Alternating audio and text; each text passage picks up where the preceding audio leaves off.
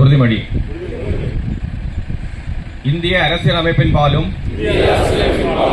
தமிழ்நாடு காவல்துறையின் உயரிய நோக்கங்களின் பாலும் நான் உண்மையான ஈடுபாடும் உளமார்ந்த பற்றும் கொண்டிருப்பேன் என்று மனமாற உறுதி கூறுகிறேன்.